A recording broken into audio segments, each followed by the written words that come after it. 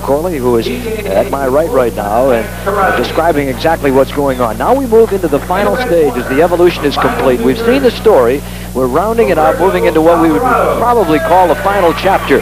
We've seen the demonstration, the point contact that we saw, and now the full contact karate. And we're moving into a lightweight fight. And they have different weight classifications, as they do in fighting, Joe. And you might explain exactly what the lightweight division is. That's right. The lightweight division starts at 135 pounds and goes to 144.9 pounds. Anywhere in that weight spread that you fall, you are considered a lightweight. Now, Joe Corley, who is with me here, incidentally, is a fellow who used to fight as a middleweight, and so he would well know exactly what is going on. Let's see if we can pick up the ring announcer and see what he is saying right now. Our scorekeeper at ringside will keep a tally of the score, and if it goes to a decision and there is no knockout, then we will know the decision as they add the scores up after the 5th round. Our center referee now is Ray Martin, giving instructions to Robert Alvarado, who's in the black pants. Alvarado has 1 win and no Eduardo losses. Pabon in the light-colored pants on the right. There's one of the spectators here at the Felt Forum. He's one of the fellows who put the ring together, as a matter of fact. Pabon is 26 years old, 5'5", and 139 pounds. Alvarado, 21 years old, just a little under 5'8". And now you'll see the combination of karate and boxing. Nice round kick to the head by Alvarado as a counter off the Pabon back kick. We call it a spinning back kick. Exactly, spinning back kick, and Alvarado counter. Now you see the boxing techniques working. Good right hands exchange then. Looked like Alvarado got the better of the two. Now they're using karate technique in addition to boxing. Ooh. Right. Pabon. That's right, Pabon went with a 3-punch combination, moved back and threw a spinning crescent kick off the back leg. How do they come to understand, in the vernacular, if you will, what all these terms that you're giving us mean? What is a crescent kick? A crescent kick comes from inside. The leg forms the arc of a crescent as it comes up and across, lands horizontally going across your opponent's face if it lands properly. But if you were to follow the path of that kick, it would make a crescent-shaped arc.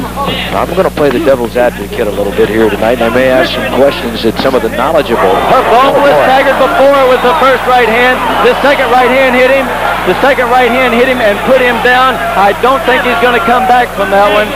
I do not think he's going to come back from that right hand, that second right hand. Knockout in the first round. And I'm sure we'll have an opportunity to see that.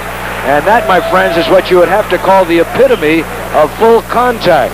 Oh, my goodness gracious. Let's see if we can pick it up right here as we see Pabon being tended to. He will not be moved from the ring until they are fully assured that he is all right, capable of moving out on his own. 119 in the first round. Roberto Alvarado. Now let's take a look at what happened that led up to this knockout with 119 of the first round.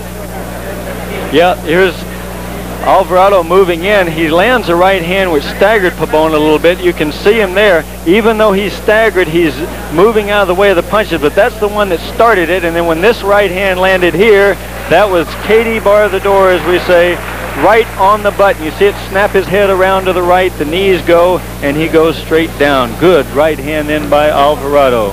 Now tell me a little bit about Alvarado, because he looks like he knows exactly what he's doing, and he says his game plan coming in was to take the time that he had to take and think what he was going to do. Well, he didn't take much time. All it took was 1 minute and 19 seconds of the first round, and Alvarado had come away with a knockout win over Eduardo the Wiz Pabon. We'll be back with our super lightweight bout after these messages. You're watching the great New York Super Fights on the USA Network.